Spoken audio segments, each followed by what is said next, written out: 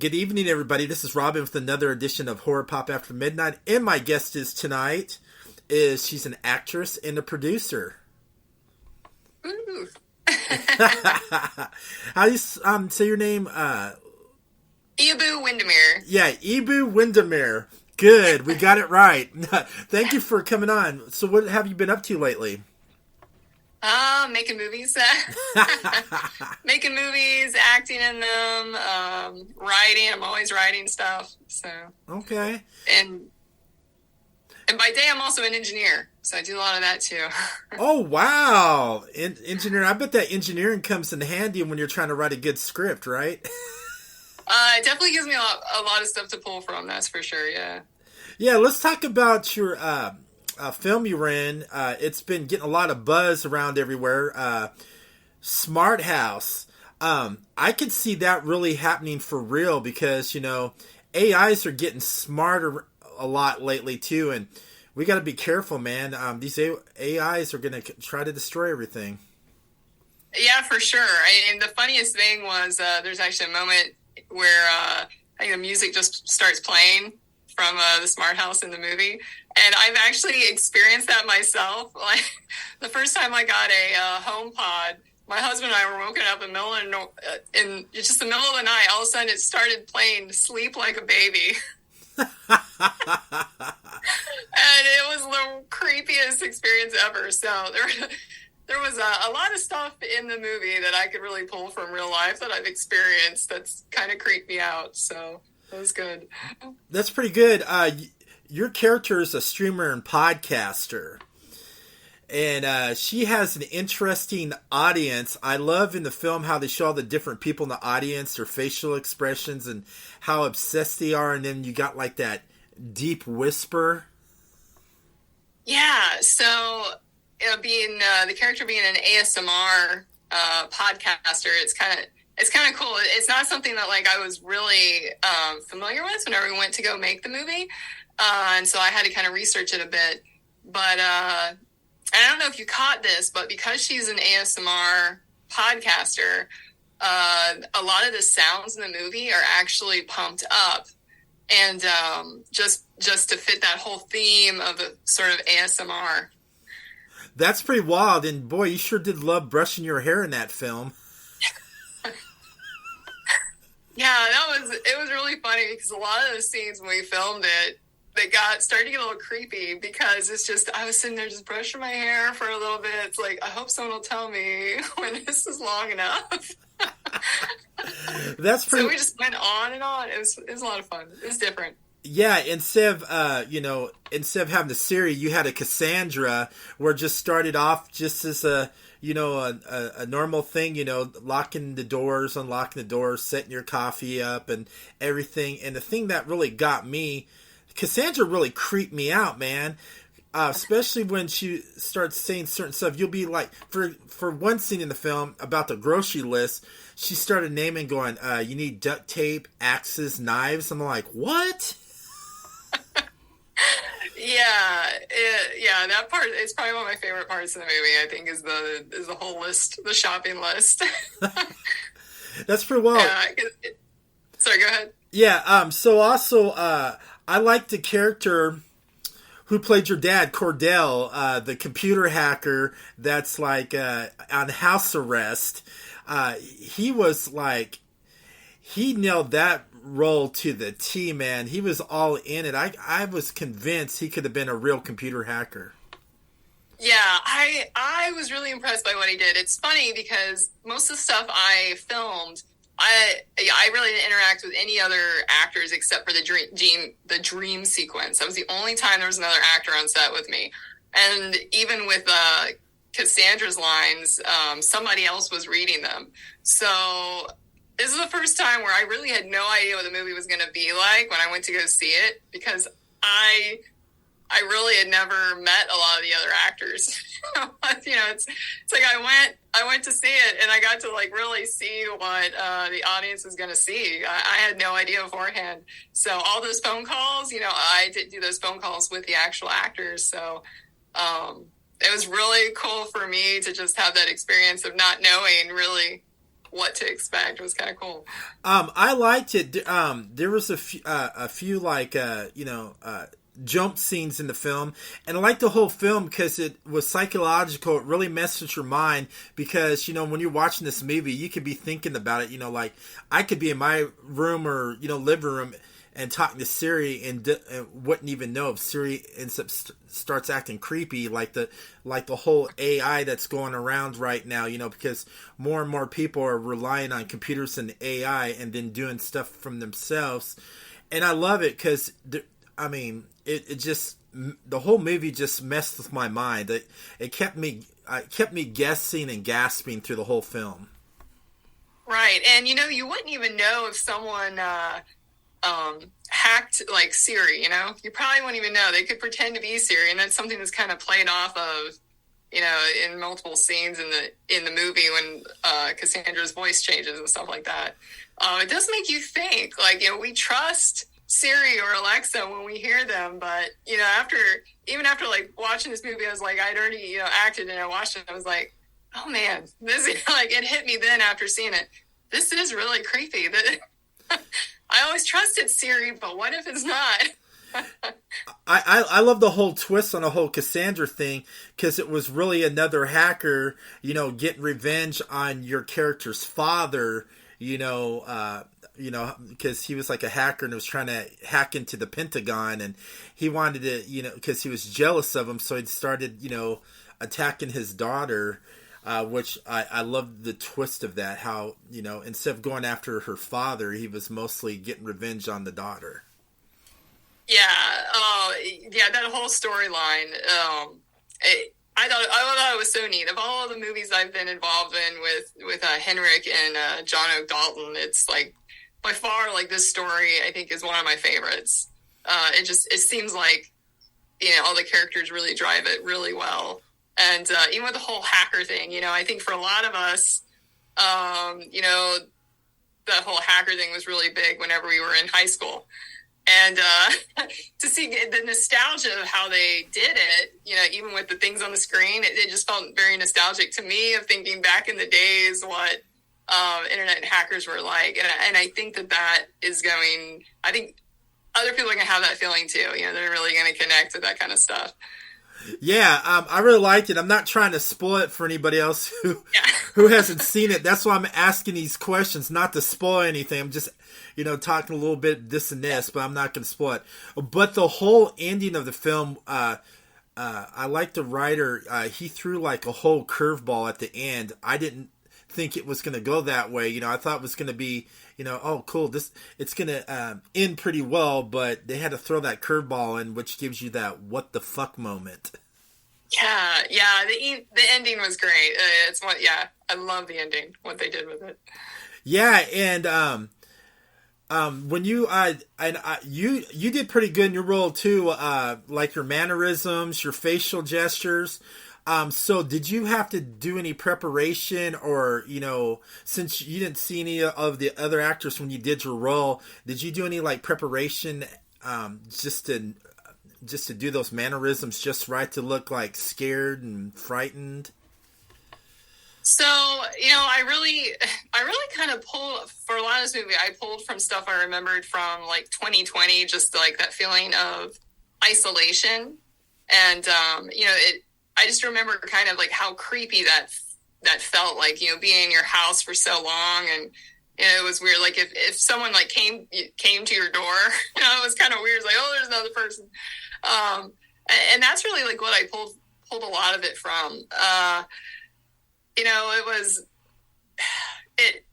It's funny. Like you see, like the one character has obvious reasons for isolation. But my character is actually, being isolated kind of like just from her own will. It's not really called out as much. But if you watch, you'll notice that she's very put together when she's on screen. But then most of the other time, like, my hair is just like a mess. Oh, I'm just like thrown together, and I hope that a lot of people, catch on to that. But it really does show, I think, the whole like social media side of things where, we get we get ourselves together to look nice for a picture, and then in between, it's like, whatever, we're wearing sweatpants.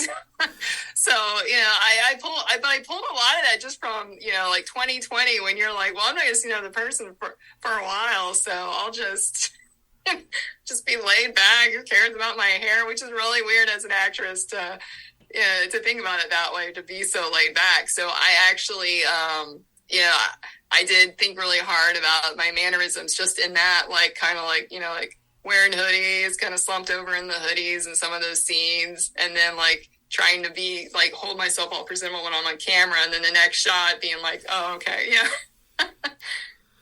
Yeah. Especially, the knife.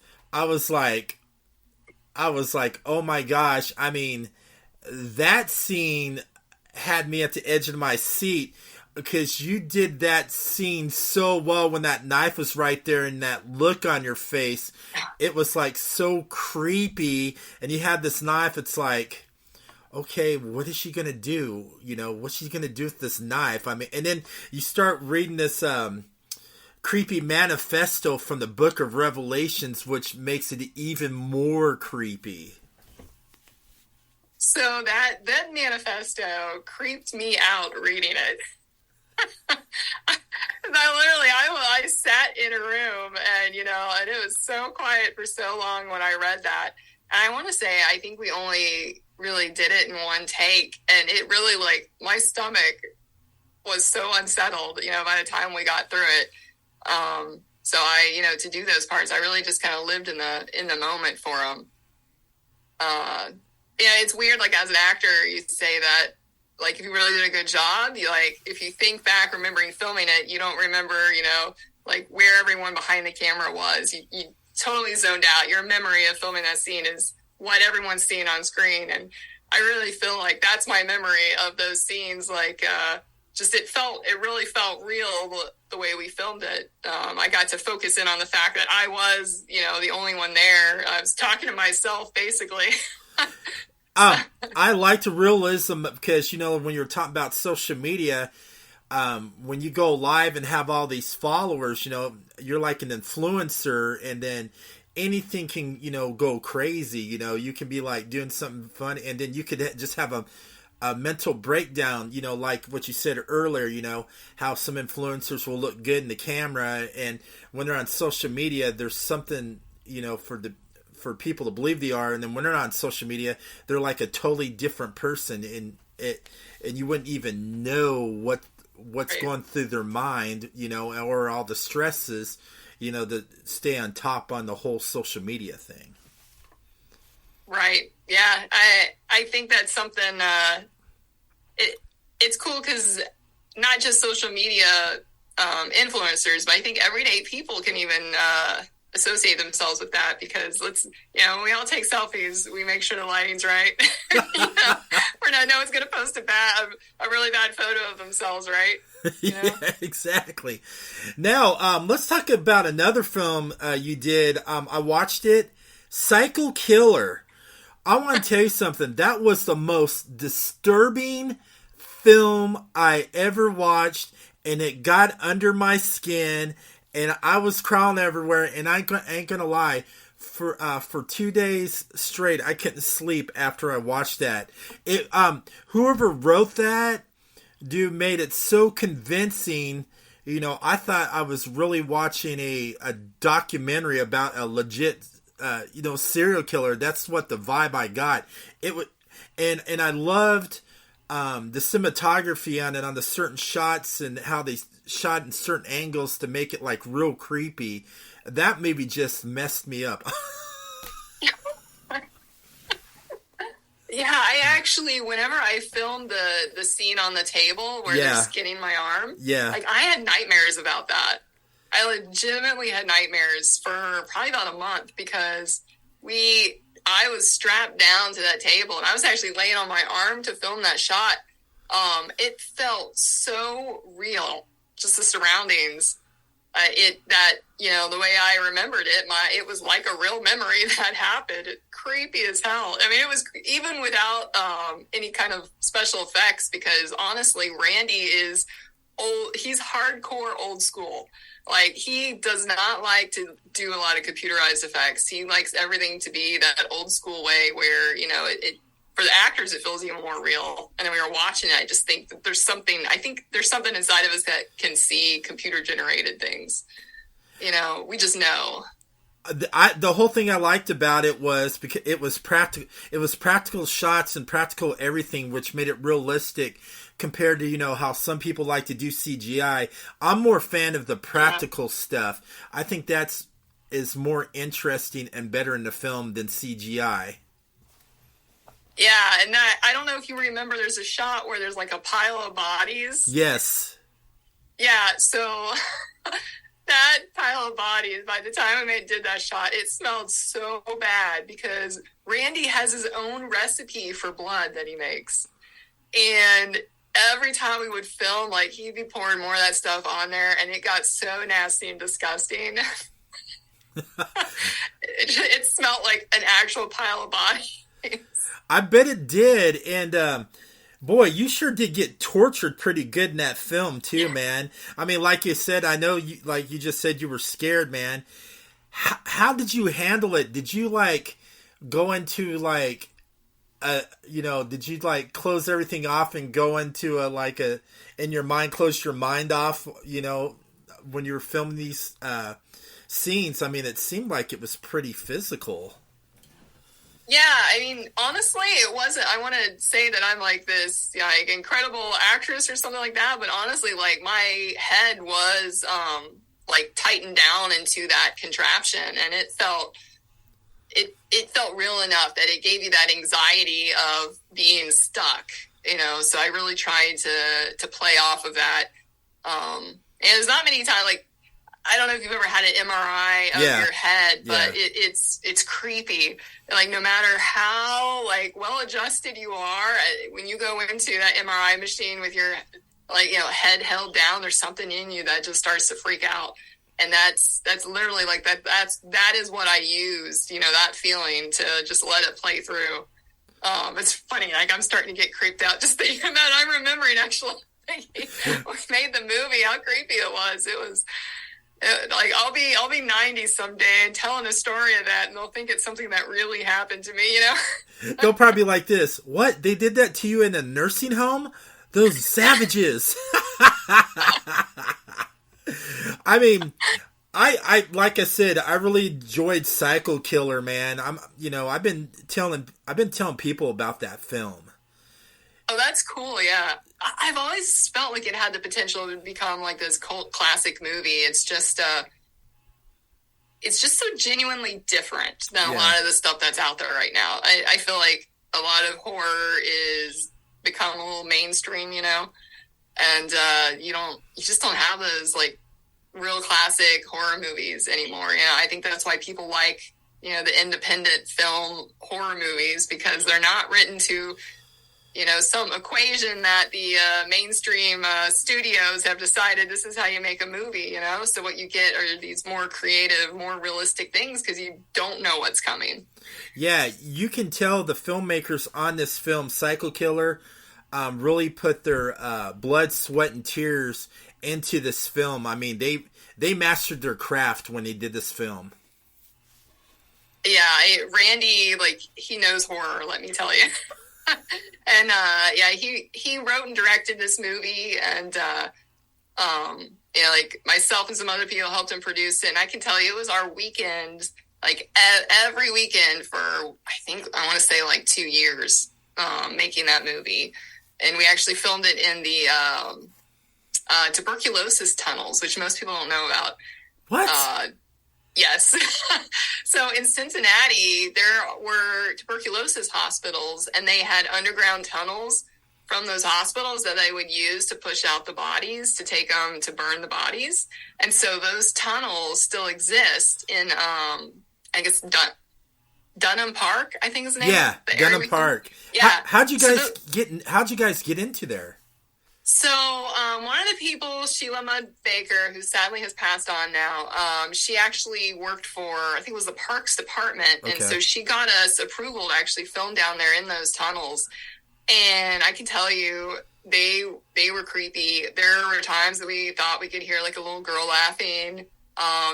People said they saw things. There were times where Randy swore like the footage was haunted whenever he was editing it. Just creepy. It was funny. All the hair on me is standing up right now. Oh my gosh, I'm just getting goosebumps thinking of that. I mean, you're filming a horror film and also picking up some paranormal activity.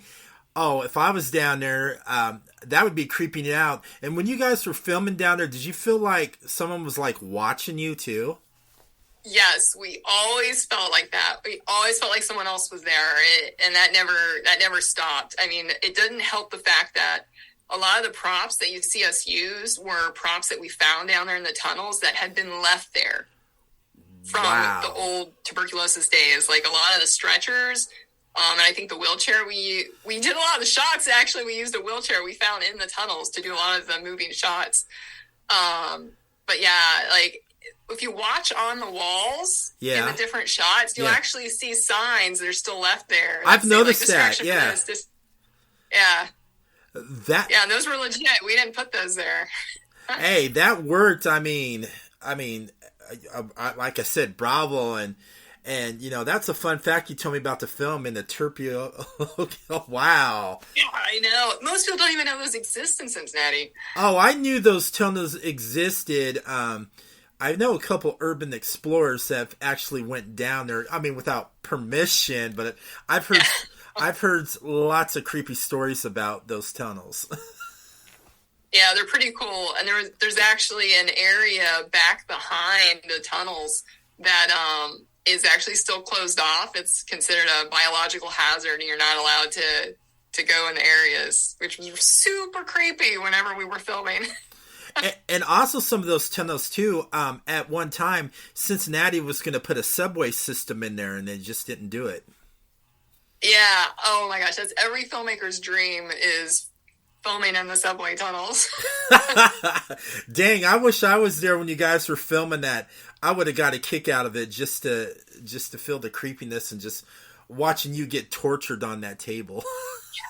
Yeah, it was super creepy, super fun, but. Yeah, and I think the sound that he used with my arm, I want to say it was something like carrots and like a bag of Fritos or something is what he used to make the sound for peeling the skin off my arm. Even just saying that scene, just it feels like it looks like he's pulling the skin off my arm in that scene.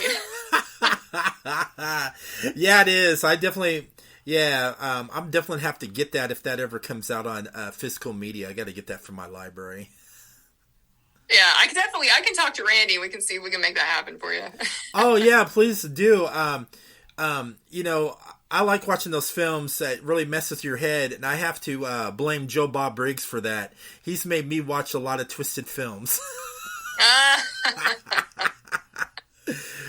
That's pretty funny. Yeah, also you have a found footage docu-series too. Tell me a little bit about that.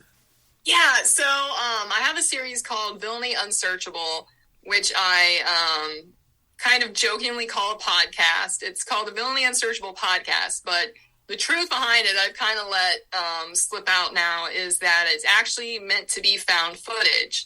And if you can fill in the blanks, it's about a girl doing a podcast who is hunting a serial killer. Ooh. Yeah, so if you put it together that it's found footage, it'll kind of you'll kind of understand what's going on with that there. But it's just in the start of it. I put a lot into it, try to get this like kind of comic book feel to it. Mm-hmm. So the colors are done very different from what you're used to seeing. But I have made it to where you can listen to it or watch it. And it has anything from there's an arrest scene that's in it that there's footage of, and there's shots of like phone calls and stuff like that.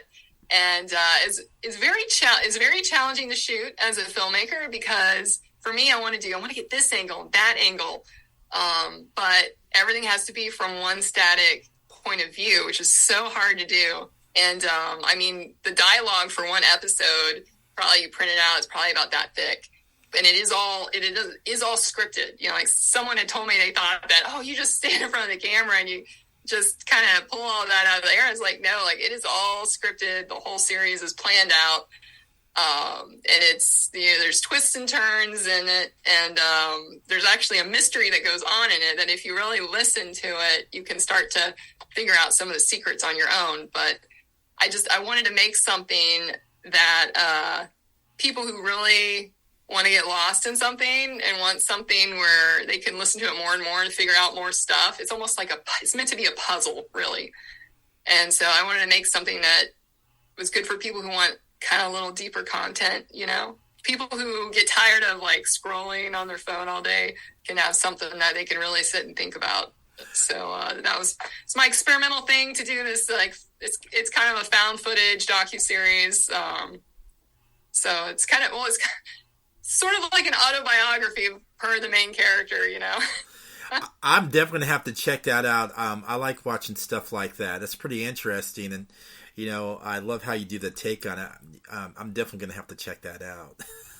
Yeah, it's cool. It's definitely hard to do because I'm doing it as video and audio. So you can actually watch it on the website or Facebook or YouTube, but I also just recently in the last week or two released it on just audio. So you can actually get on Spotify or Apple Music. So both of them, they've got the audio feed. So where can everybody find you on social media and what you're going to be doing next? Okay, so on social media, you can usually find me on most things as Iabou or Iabou Windimere, and that's IABOU WINDIMERE. It's always hard to spell your own name. And also, like on YouTube, most of my stuff is under Franked Up. So just like it sounds, Franked Up. And my podcast you can see it at podcast.villainilegacy.com is where that is. And there's a couple movies I'm looking to make here coming up that I've written myself. My stuff's always a little different, so it's never what you expect. I was just in a short film called Donut Mafia that we filmed yesterday. That it's very, very entertaining. Should be coming out. I'm always doing stuff with Henrik. I know there's a movie he just told me about that's coming up too. We're gonna film. I don't know if there's tons of his stuff is on Amazon that I've done with Henrik. Haunted House on Shorty Road, Alone in the Ghost House. There's a movie Scarecrow County, The Haunting Inside. I think a lot of those movies you can find on Amazon. And the Boggy Creek series is a lot of fun. I don't know I don't know if for a while I wasn't allowed to give away what it's actually about, so I'll still play along with that game and say, just watch it. All right. Hey, thank you so much for coming on. Yeah, it's a blast to be on. A good time talking to you, and I appreciate it too. And everybody have a great